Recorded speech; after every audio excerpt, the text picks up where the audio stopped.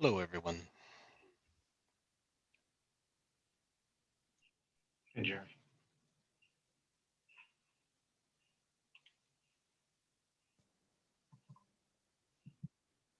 Jerry.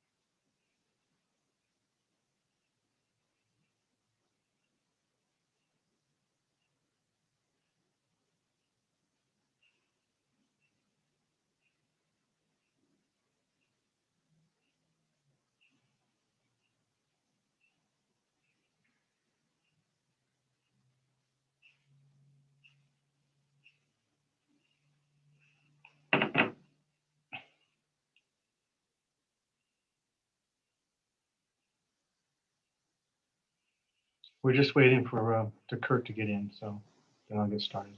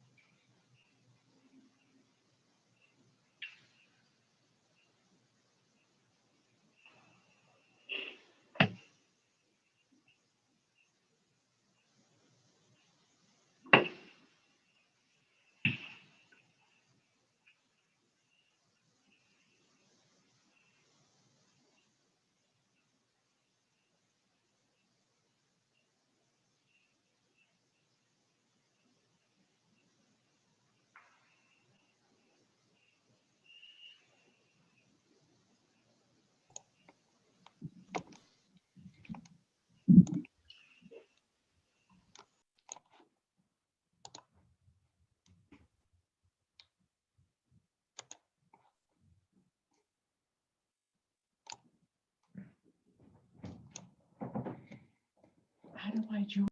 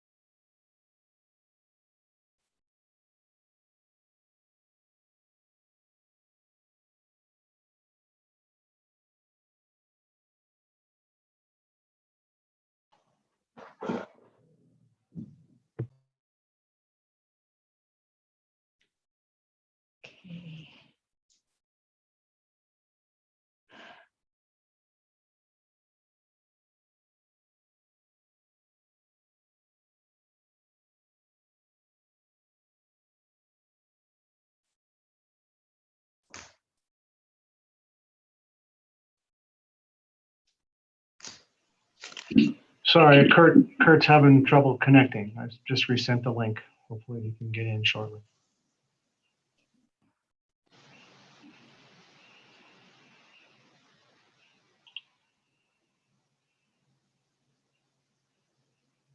He says it's just spinning on him.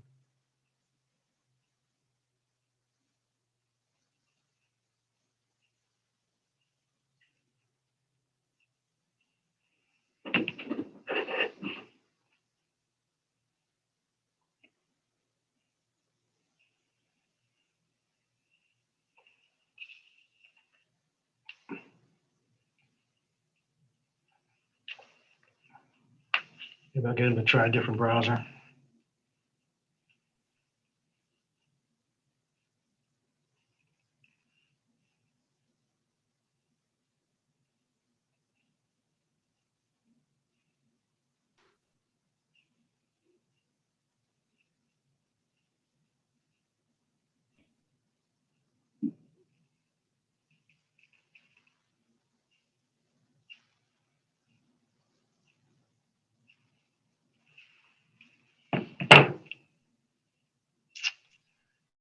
Oh, this is,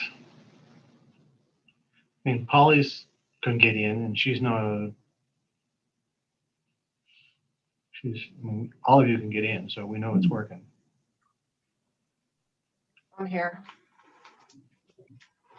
Yeah, I see you are. I'm saying you guys can get in, so it seems to be working. The Zoom seems to be working. I don't know. Alicia, we are also broadcasting on YouTube as well, I assume. Yes, it's going. So trying to get Kurt in.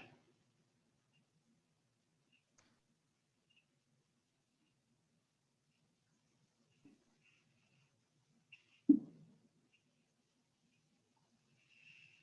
don't know why he's struggling so much. Jerry, how we should guide him?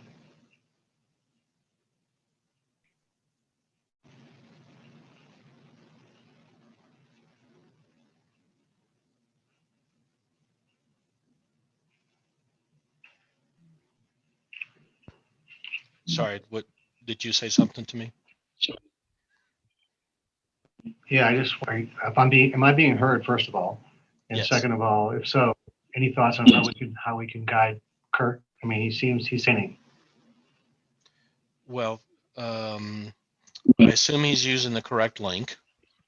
And if that's the case, then we need to know what he's experiencing. If it's just spinning, that seems rather odd because Alicia should be getting a message that he's in the lobby and should be able to admit him. If he's in the wrong meeting, then that, you know. No, I sent him the link again.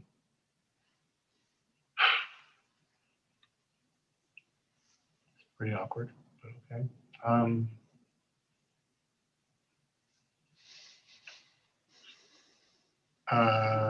He says start without him, but I don't want to do that. I don't think I should do that. But so I'm going to suggest he just shut down and reboot his machine.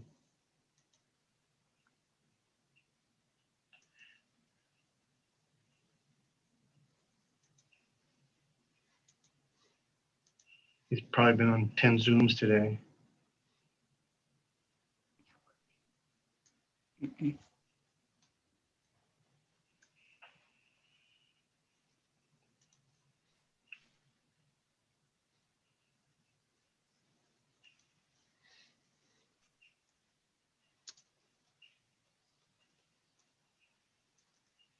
That's what he's doing now. So we'll wait another minute. I apologize for those of you that are waiting, but it's critical that he be here.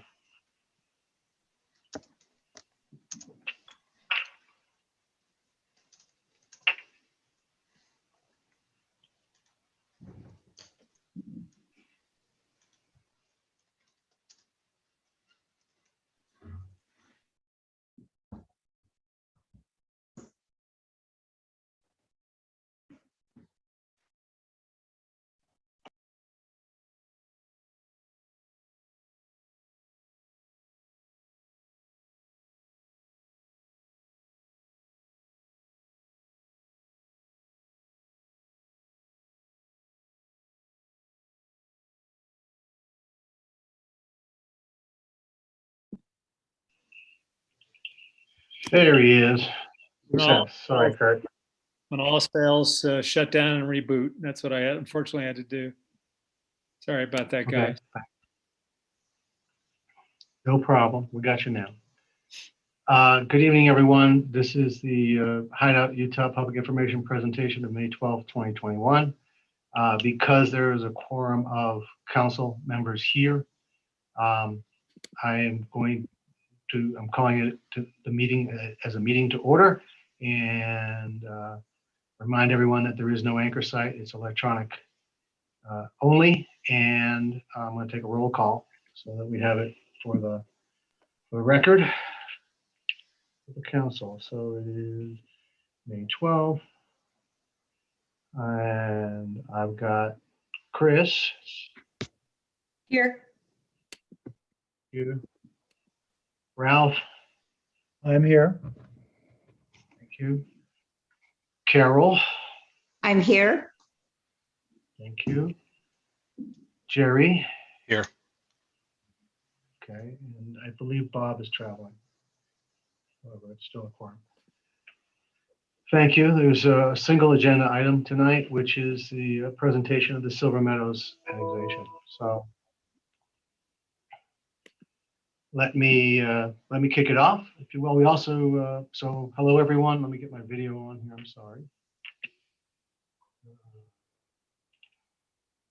Video, and then I want to change the share to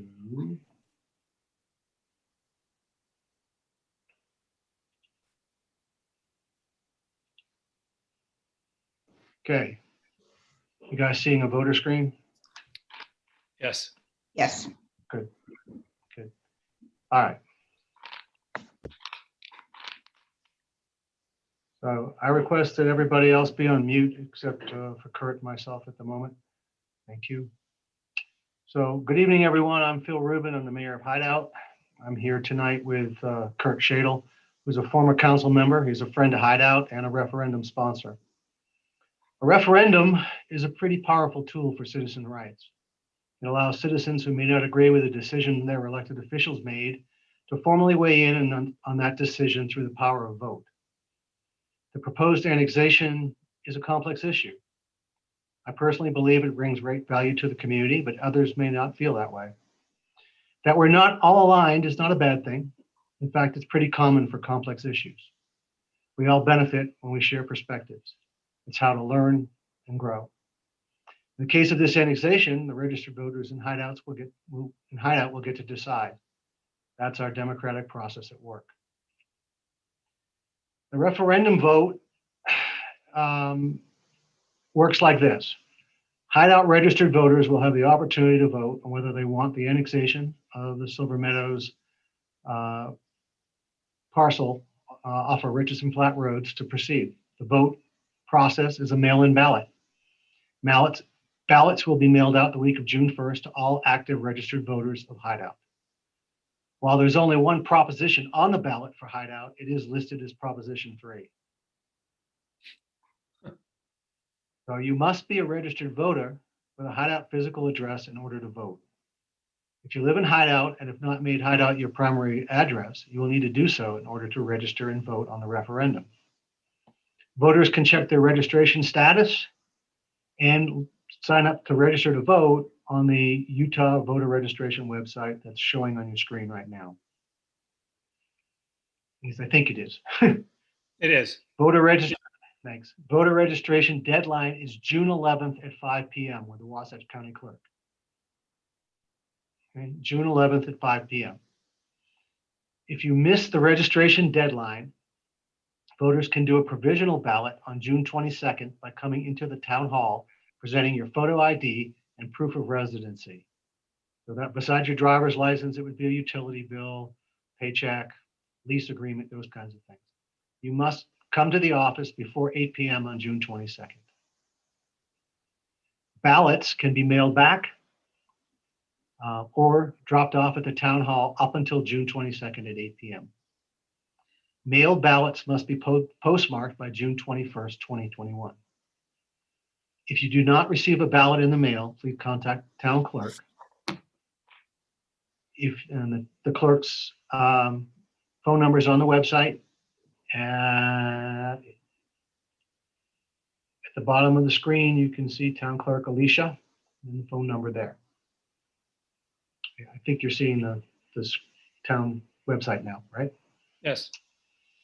Thanks. So, all right, if you recently registered to vote, make sure the town clerk knows that we have your details so you can receive a ballot.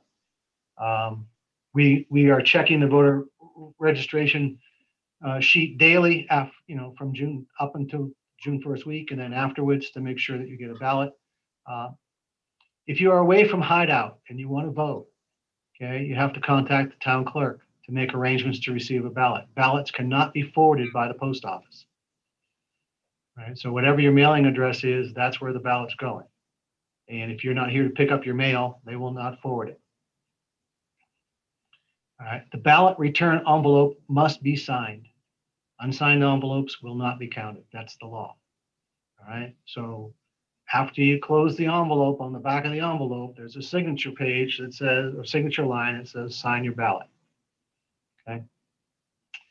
We do prefer that you use the mail-in ballot, as stated previously, but you may vote in person at the town hall. As I said, voting closes 8 p.m. June 22nd. Registration to register to vote is June 11th at 5 p.m. Right? We anticipate announcing the results no later than June 29th, 1 week after the ballot. We have to allow time for any mail-ins that might be postmarked as late as June 21 to get here. We also have to there's a process associated with doing the count and validating the count. Okay. So let me jump ahead here. Thank you. So the annexation process, I want to talk about that a little bit.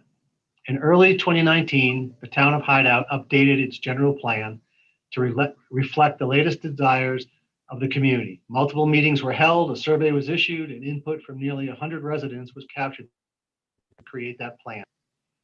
In the plan, we clearly stated that we needed to identify land for commercial use so the town could bring needed services closer to its residents. We talked about a number of things in that plan. If you haven't viewed that plan, we encourage you to do that. You can find that on the website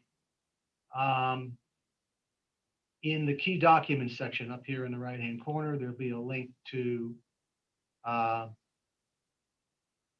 general plan. So you can click on that or maybe copy and paste it. I don't think the link is working just yet, but you can copy and paste that address and get to the general plan. And then in August of 19, we updated our annexation policy plan to reflect the geographic areas nearby to Hideout that the town might want to consider for annexation in the future if the landowners of those locations wanted to be annexed and the town felt that an annexation would help further the goals of the general plan. So, and in the updated annexation policy plan, we included land in both unincorporated Wasatch County, unincorporated Summit County, including the land in some Richardson Flats area and in South Summit County as well.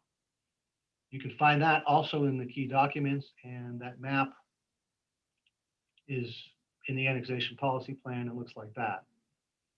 So the red line is the Wasatch County line. The yellow is the potential annexation areas that we identified in that plan. The green is the current Hideout boundaries today. And the purple is the MIDA project area that's in Wasatch County. Again, that's available on the same Town of Hideout website in the key documents area. In May of 2020, the Utah State Legislature modified the annexation statute to allow a municipality to annex land across county lines if a specific set of conditions were met. When the Town of Hideout Council became aware of the statute change, Council felt that the town had an opportunity to work with developer Nate Brockbank, who owns some land in the annexation area, and bring that land into Hideout so that could be used for furthering the goals of the general plan, including neighborhood services, parks, trails, recreation facilities, etc. The town followed a detailed legal process required by law to pursue that annexation. In October of 2020, voted to annex the 350 acres known as Silver Meadows subdivision with an assumption that there would be a referendum vote by the Hideout residents. The council really wanted to get the full breadth of resident input in the process. So the annexation was approved by the lieutenant governor and is considered legal as it was done during a time when the law allowed that annexation across county lines. Now, the state legislature has since revised that annexation statute, changing the terms for annexation across county lines. However, Hideout acted at a time that our annexation was allowed, and we've followed the appropriate legal process to complete that annexation. Because the legislature modified that law, making it more difficult for municipalities to pursue cross-country county annexation, some residents may feel that we should not press ahead with the annexation. However, I like to remind you that the annexation is legal, was signed by the lieutenant governor, and remains in place. Given the demand for nearby services that will only increase as the 15,000 plus previously approved units get built around the Jordanelle, I encourage you to vote recognizing that it will further the goals of the general plan to service the needs of the community if we choose to move ahead with the annexation. Legislature changes law frequently. Things that were allowed at one time are not now, and things that were not allowed at one time are now allowed. That's the nature of government. So, during the annexation process, we held a meeting to we had a public input meeting, and in the public input meeting, sorry, I'm switching to another screen. We heard a lot of questions about a number of concern areas from residents in the annexation. Key ones were environmental impact, traffic impact, and the fiscal viability of the project. We're going to talk about those in just a few minutes as soon as I go to my right screen. So are we seeing the council screen? Back to the agenda. Again? Yeah, okay, good. So the first one I'm going to talk about is the environmental project, or sorry, environmental study. These studies can also be found on the website. I really should switch back to those. Let me do that. Go back to just 1 second to the website. And so the studies can be found in two places. They can be found in a subset of this screen on the front. I'm sorry, this notice on the front screen, which says Silver Meadows Public Information Presentation. If you open that up, there are links to each of the studies in here.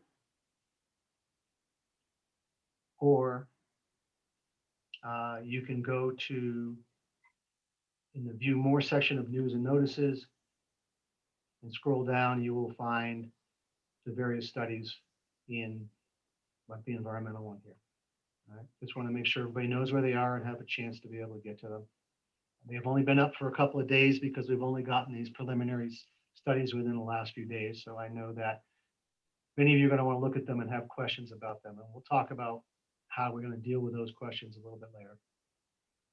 All right, so now let me switch back to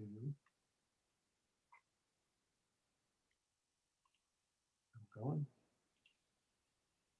Okay, so the first one I want to talk about is the environmental study. So, in summary, the study suggests that the soil and groundwater are consistent with typical residential soil and water in this area. Now, the data, and we've attached 4 studies here. We want to show that because one of the items that the data shows is that there's arsenic in the soil. Arsenic in the soil in this area is not unusual. The USGS Geologic Survey, has a measure of arsenic in the soils across the entire country. That study's in here. Amongst other metals, there's a whole bunch of other metals, but I'm focusing on the arsenic because that was the one that stood out in our study. And you can see there's fairly high concentrations of arsenic across the whole Mountain West, pretty much, and somewhat in the Northeast as well. The other study that's in here is a baseline study, and this is arsenic in the water and not on the soil, but it shows that there's even in various parts of Utah, there's quite a bit of arsenic in the water, including Salt Lake Valley has some fairly high percentages in certain places, in micrograms per liter. So, but we wanted everybody to know that we pay attention to the numbers, but we also have to recognize that arsenic is not an unusual find anywhere and would likely be also found in a soil sample from your very own yard. The next thing I want to show everyone is this is the annexation area map. I'll make it a little bigger. The purple area is the annexation area. And these triangles and circles and marks on the map show you where the various samples were taken. Okay, so the orange triangles are surface soil. The circles with the X in them that aren't colored in, they're surface water. So we have surface water 1 and 2. This is water, standing water on the site on the day we went out and sampled. And then the ones with the turquoise blue in them are where we did borings. All right, we actually drilled holes in the ground and pulled soil from beneath the topsoil. Those borings were pulled quite close to the road, along with the surface water one, with the belief that there was potential for additional contamination along the roadside from traffic, spills, whatever, those kinds of things. So I wanted to check that area closely. So let's take a look at the data. This is preliminary and there's some work to be done, but this is the soil sample. Okay. These are the surface samples. And you see arsenic in the levels of 7 in a couple spots where it's up in the 13, 14 range, but pretty much everywhere else is in the same range as what we saw in this picture, where, because we're in this sort of yellow-brown area, this yellow-brown area up in here. So it's, they're fairly standard in the high 7s and 8s all around here. I'll be talking about this at the end, but we'll be arranging for the study companies who've done the studies to present their final reports and findings to the community early in June, targeting June 8th at the moment, but hopefully I can get it all set up where all of them come. There are a couple of high numbers here. I've asked them to go back and look at those and make sure that they understand what could be causing those, or if we need to pull additional samples. The next thing we have is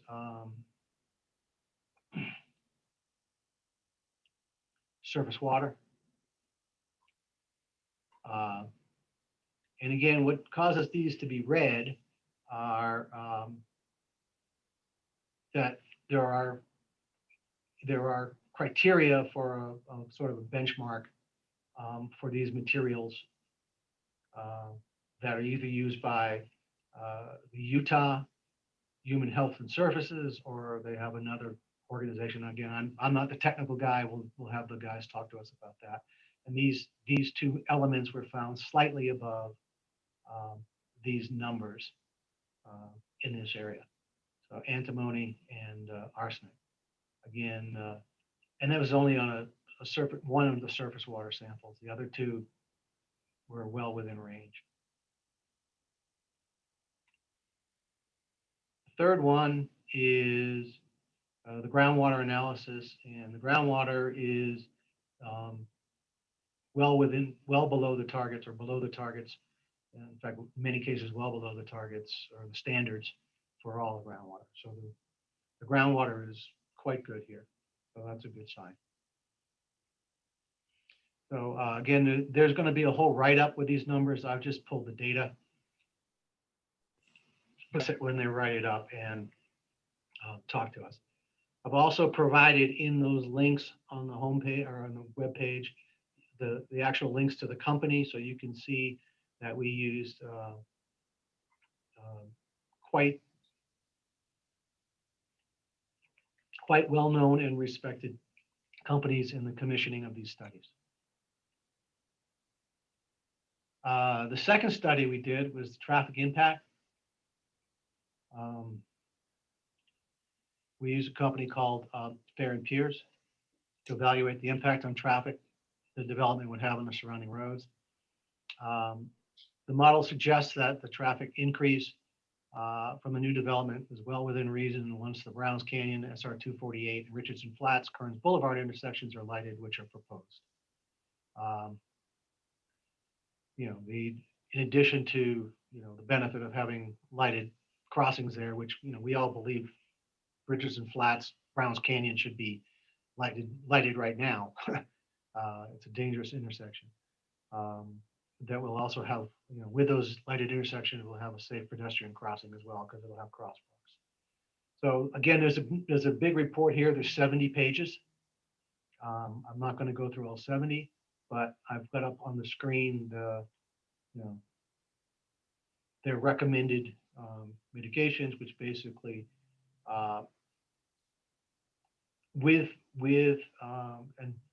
the lighted intersection approach, they see that all the three main intersections that they studied, which I'll show you in just a second. They basically studied, where the heck is the map there? No, that's the concept plan. We'll come back to that.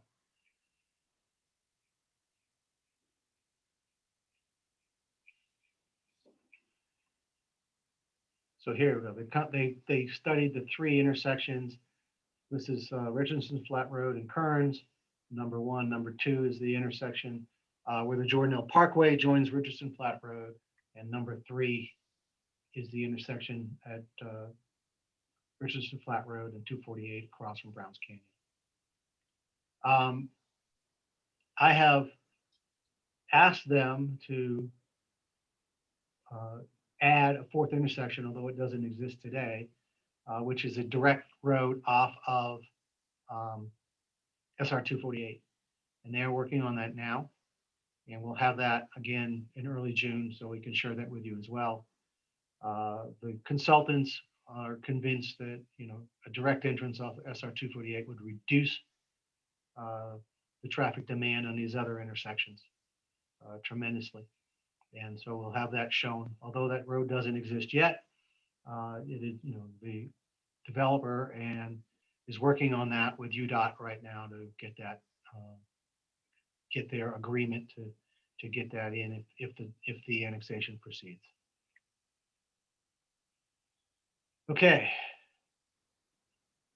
The third studies are fiscal related. All right. And the town actually commissioned two different firms to look at the fiscal benefits to the community. We used both Zions Bank and Lewis and Young. Both of those studies, again, can be found on the website. Both studies project revenues at $15 million over a 20-year period. And after expenses, the town nets somewhere between $3 and $7 million. Now, the difference is there because the models made some different assumptions around which parts of the cost infrastructure the town pays for or the development HOA pays for. So I'm working with them to get an alignment on those assumptions, and the final version will show a change there. The hideout tax rate stays constant in both models. And there's no tax increase in both models.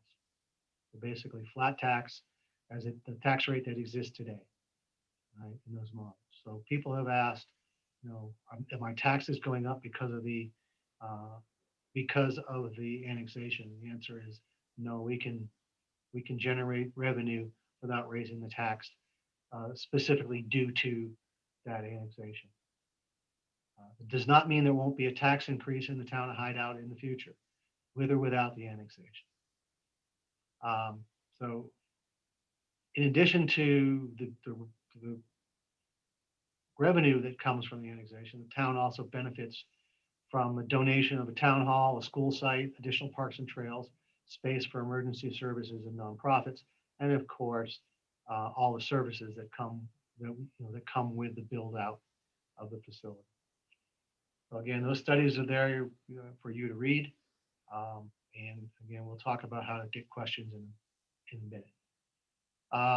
So the last section, or next one I want to talk about, is a study we've commissioned with a group called the SE Group on a recreation lift. That study I don't have a report on, although there's a write-up on the website where you can see where they have asked, SE team has asked some really good questions about would a recreation lift be of value, right? What, having to do with how's it going to be used, what services is it bringing, how does it connect to community, is it an attraction or is it a transportation mechanism? Lots of good questions, and we don't have answers to those questions. So we're working to think about those with the developer. We're looking at cost of building a lift and trying to figure out if there's any, and based on these guys' experience, how many visits a year at what cost per lift ticket have to take place to make the lift, cost neutral or profit. And we're very early in that, but we'll have more information again prior to the annexation and or recommendation from us on whether or not we'd actually move ahead. I must say, there's a lot to be figured out about this, and I don't see this as something that's going to be an early on decision as it goes forward. The last one I want to talk about is the cost impact on the town. Again, a lot of questions about, do my taxes go up? So, so there is the Zions, the Zions, this is the Zions one. There's also the Lewis and Young one on the website. You can see those. I'm not going to go through them here. You can see the assumptions. There's 600 homes, executive summary, benefits to the fund, to the general fund, revenues, costs, all that kind of stuff. It's all right here. So, we're on record of stating that the developer's on record of stating that development will be self-sustaining, that it will pay its way. As I mentioned, the fiscal models maintain a flat tax rate and still project positive revenue to the town. Additionally, the Utah Taxpayers Association has sent out this letter. Many of you have seen it. Championing us for the way that we've been working with the developer to address the cost and ensure that the resident taxes would not be driven up by the annexation. There is a comment in here that suggests that there is financial difficulty within 10 years. And they use the term bankruptcy. That, I guess, my view is that's a poor assumption, and that, the council is well aware that we need to identify revenue streams to sustain the underlying infrastructure in the town. We would not, your council would not allow the town to go into bankruptcy. We would have to, of course, raise taxes and generate other forms of revenue, but I think their letter is basically based on if we do nothing, we would run out of money. And that's fair, but we would not do nothing. I don't believe our council would sit there and let us go into bankruptcy. Okay. So that's the update on the studies. And again, I encourage you to go to the website, review the studies, put your questions together. When we announced this meeting, we announced that anybody who had a question or comment or something they wanted us to talk about specifically in this session tonight should send an email to hideoututah@hideoututah.gov. We have not received anything in the town email in advance of tonight by the deadline that we had set. But again, I encourage you to use that mechanism to, after reviewing these, if you have questions and comments you want us to address, send them in. And we'll make sure that, as we move to get the final reports from these guys, that we have, they have your concern areas addressed.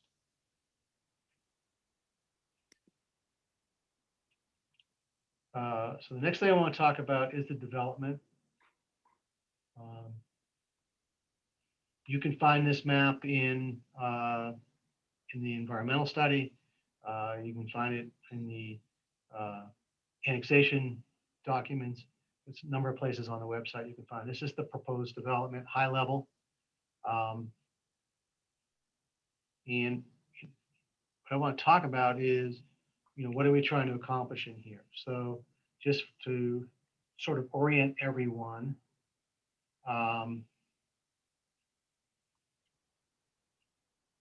this road, I'm going to make it bigger, I know, sorry. I'm trying to get it all on one screen, can't do that. But this road here is Richardson Flat Road, where you see my mouse working. All right. This yellow line here is the rail trail.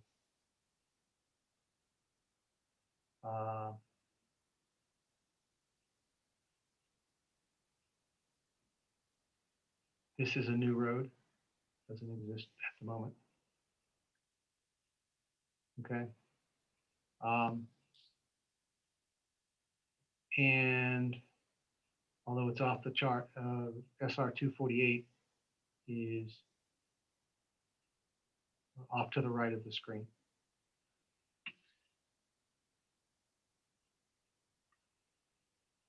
As we had mentioned previously, there are multiple occasions that there are a lot of units coming in around the Jordanelle area. In Wasatch, some in Hideout, some in Summit, all within a couple of mile radius of this area. So, we the council, initially identified that we need to do something jointly across the various municipal boundaries together to find a solution to those needs. Because when you get 15,000 units, that's a lot of people, it's a lot of houses, it's a lot of demand. We got to find some kind of solution, or we're going to be basically looking at Sundance traffic every day. So we talked about that, and we've talked about this on multiple occasions, that we need to do some things to try and mitigate the impact of that growth. So, with the addition of the annexed area, we're hoping in this vision here, you're going to find green space and trails. You're going to find some greater variety in housing. It's going to allow lower price points, which will allow folks that do work for us and will service the commercial infrastructure to actually live nearby instead of having to drive up from Heber or Salt Lake or wherever. We're going to add some space for other kinds of work environment, like a telecommuting type space, so you could get a office on demand, so you can get out of your house even if you're working from home. I know that we've all had a lot of opportunity to work from home in the last year. Sometimes it's easy, sometimes it's challenging because there's lots of distractions. So we're talking about space for senior and or community facility, community center. We're talking about space for a school to try and relieve some of the demand on our school kids in the Wasatch portion of town who are being transported an hour plus one way on the buses. We're adding space for worship. We're trying to add retail needs that are going to reduce the need to travel into Park City for daily needs, like grocery, gasoline, dry cleaning, some dining choices, eat in and take out, banking, personal services like hairdressing or barbershop, coffee shop, those kinds of things. And others to be determined based on a community survey. I think there's been one survey that has been sponsored by the developer, and they've gotten some input. But if we proceed, we'll certainly do a lot more to make sure that those retail needs get addressed as we build out. As by adding these retail needs, we'd expect we could more easily encourage the use of public transit to travel to PC for recreation, dining, arts, and entertainment. I guess my belief is that if you have to carry stuff on a bus besides your skis or snowboard, you're less likely to want to take the bus. If you're going to get grocery shopping, you don't necessarily want to do that and carry that, or you're dry cleaning or whatever. But if you could do all that right up the road, then it becomes a lot more enticing to take public transit to go do the social things. The area is intended to be accessible by walking, biking trails from all over Hideout, and and if necessary, as we learn how to do this, we might even have a neighborhood shuttle for those that need transit. Walking and biking is not an option. And again, the creation of a town center that allows the community to have a good gathering point. So as I said, I'm personally excited by the opportunity that it brings, and I think it shows a forward-looking approach to the pain that's coming our way with the build out of the Jordanelle Basin. So there are a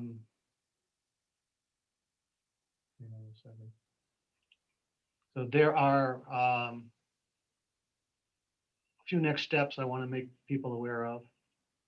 So first of all, there's 2 more town hall type meetings that the developer is holding between now and the referendum. May 19th and June 9th. We've already had one. These are live meetings. The developer is there. He's there talking about what he wants to do, and he also wants feedback on what you would like to see there. So again, those are available May 19th and June 9th. The town, we will also host a follow-up session prior to the referendum to address questions and comments that may arise after the information provided tonight. My goal is to have the study consultants on hand to present their results and take questions as well. I'm targeting June 8th at the moment. That's to be confirmed. Keep your eyes on the website, and we'll get it announced once we have it cleared up. And as I mentioned, question and comments should be mailed to hideoututah@hideoututah.gov. So that is what I wanted to share this evening.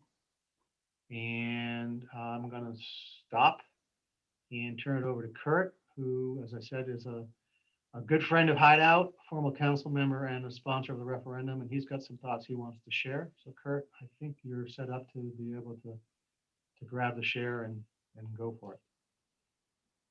Okay, does everyone see my screen? Not yet. Yeah, Kurt. Now it's coming. Hey, there you go. You need to do your updates, Kurt. How about now? It's coming. It's just a little slow because we're seeing your home screen.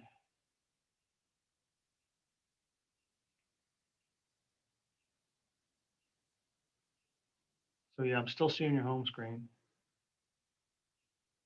with the Beautiful view of the, across the Jordanelle in the background.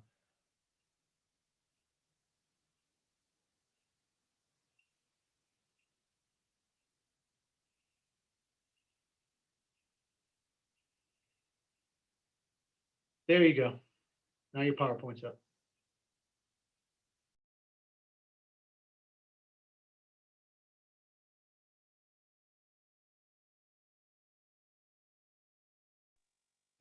Thanks, Mayor. I want to thank you, the council and town staff for all the hard work you put into this issue.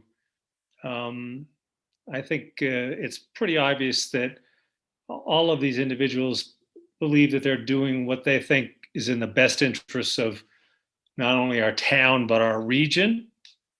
But nonetheless, there's significant opposition from the surrounding communities.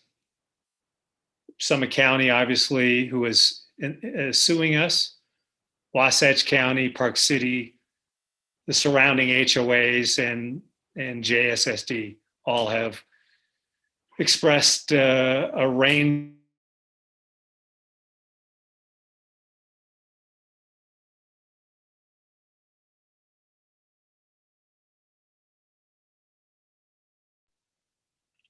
Kurt, we lost you, man. See your screen, but.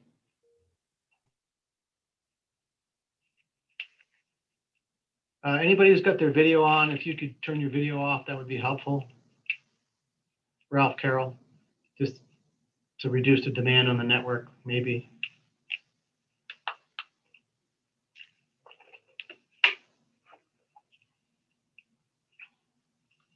I'm calling Kurt now to tell him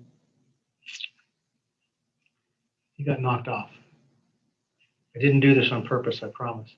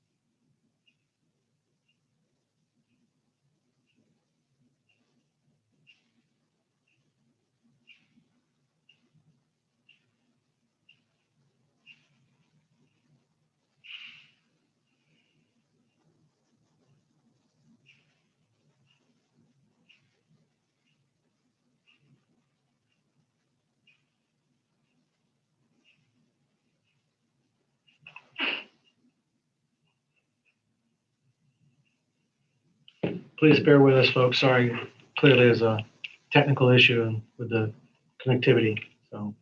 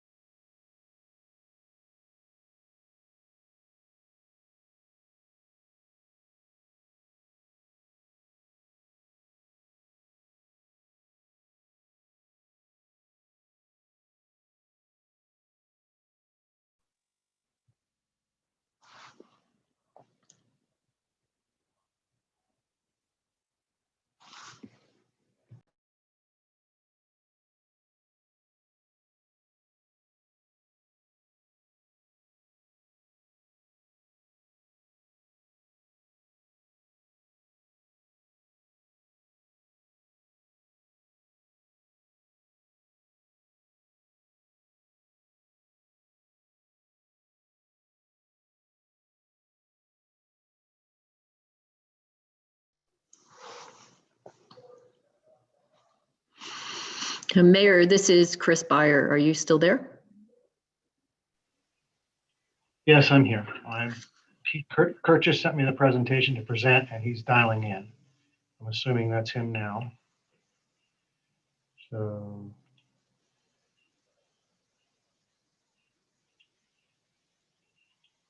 Alicia, can you unmute him? I think that's him with the 506 number. I'm sorry. I don't know what's happened. I'm on Zoom meetings all the time. This is the first time this has ever happened to me. Can everybody hear me? I promise you. Yes, Kurt, we hear you. And I'm going to share your PowerPoint. Okay. And you can just tell me when to switch screens. Okay. So just on the significant opposition page.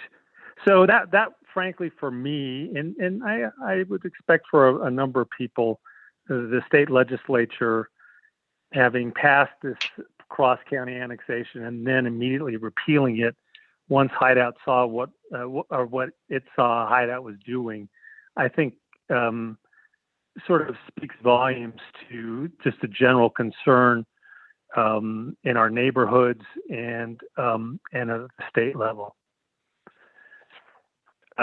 Next page, Phil. Sure. In addition to just the issue of opposition across many counties and the state, I think this annexation is an unnecessary distraction. The lawsuits that have been filed and probably will be continued to be filed are going to sap much of the attention of the town governance for probably several years. Hideout is faced with significant development and developer issues that I think really should be the main focus of our attention. And just having lived through a bunch of this before I resigned from the council, know that annexation has sucked most of the air out of the town and its ability to do some of the things that it really needs to confront. In addition, I think the town governance, although filled with very talented people, is small. And I don't know that it has the ability to handle the demands of this project from a planning, engineering, construction oversight standpoint, as well as a legal standpoint. My other area of concern is not so much with the town governments, but with just the environmental and water supply issues that are resident on that site. It's unclear what water company is going to supply water to that site, and obviously that's the most important issue that any town, any community in Utah faces when it seeks to expand. And I don't think the developer and or the town has a clear path for that water supply. And so that also is an issue that I think needs to be addressed, but also leads me to be in opposition to this annexation. Next slide, Phil. So echoing what Phil said about development, I want to sort of turn my attention to, I assume all the people on the call from Summit County governance, Wasatch County governance, and any folks from Park City. I think this is at a critical juncture in our region's development. The dramatic growth that has occurred over the past 10 years and COVID-related explosive growth that's projected over the next few years makes it essential that we all work together. Traffic, critical services, water supply, and infrastructure, they don't care about arbitrary county-town line boundaries. What happens in Park City affects what happens to us. Kearns Boulevard, when it is completely jammed with traffic, doesn't allow Hideout residents or neighboring communities the ability to get into town to do shopping or to do other things that are supplied by Park City. Park City seems to be happy to take our tax dollars, which is quite substantial from a sales tax standpoint. Doesn't seem to be too interested in focusing on how to make our area more livable. Isolated local decisions have dramatic impacts on our neighbors without them having any say in the outcomes. Next slide, Phil. If you look at this chart that was put together by the Park Record some time ago, it may be off to a degree, but it's not off by much. The amount of development that's occurring that Wasatch County green-lighted without any thought for the infrastructure that was going to be required to support this development is just one example of this lack of regional focus. Next slide. If you look at the two pictures, I don't think this would shock anybody to look at these two pictures and see that this is not an atypical site, both on Kearns Boulevard and Kimball Junction. It is a significant problem that's only going to get worse. And as long as we continue to be in our own little silos and our own little shells, none of these issues are truly going to be solved, because they are much larger than a 1 or 2 or 3 square mile focus. They are a large scale focus that requires attention from multiple sources. Next slide, Phil. Just recent headlines from the Park Record and KPCW. Park Record, reports on a big project that's going on over next to Home Depot off of Old Route 40. A lot of development occurring over there. Plus, my understanding is that a bunch of the contaminated soil from that development is in fact going to end up at Richardson Flat. In another development, Park City Council is okaying a new soils repository in Richardson Flat. They're doing it unilaterally without any input from any of the local communities, and with no notice to any town, at least not to Hideout, for this development. Next and last slide, Phil. I would urge that this is a critical juncture in our region, and that the concern and opposition focused on the Richardson Flat development is no different, and should be no different, than the development that's occurring over across from Home Depot, or for the dumping that's occurring right on our doorstep without any of our input or taking any thought that this is a concern that affected anybody but those communities. There needs to be a formalized regional planning commission which has the authority to contain and regulate this development and the negative impacts of individual community decisions on neighboring communities across counties. All stakeholders must be included in order to make such a body effective and fair. So I would urge that that this be a sort of a wake-up call to all governments impacted in this area: Wasatch, Summit, Park City, Hideout, any other community that that sort of is in that catchment area.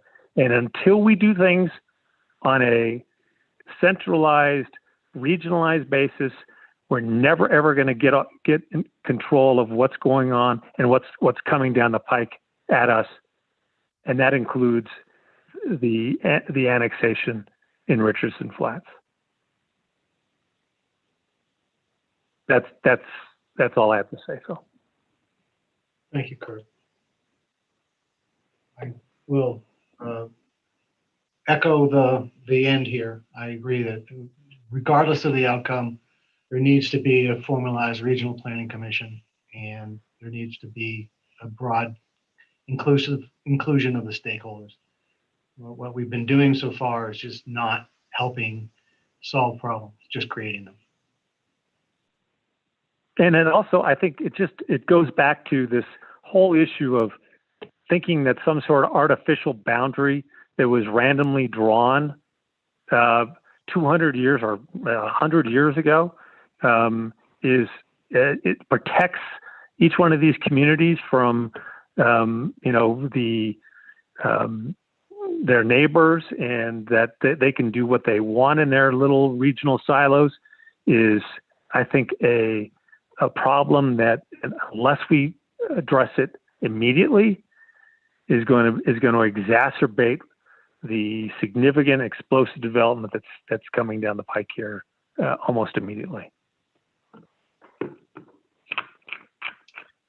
Thank you, Kurt. Appreciate your thoughts and your presentation. And that's all we had to share this evening. I guess what I do need to share is,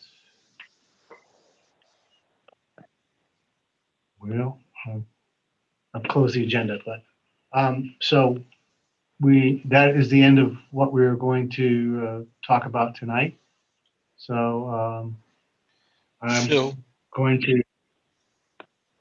were there no comments that were sent in that No. should be There were shared? no, as I mentioned earlier, Jerry, there were no comments sent in to the Hideout Utah, hideoututah.gov site prior to the session.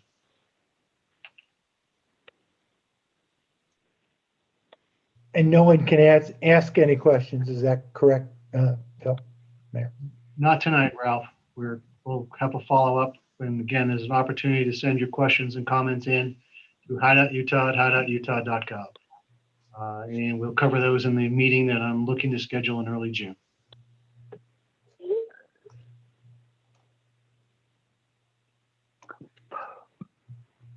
So with that, I need a motion to close the meeting.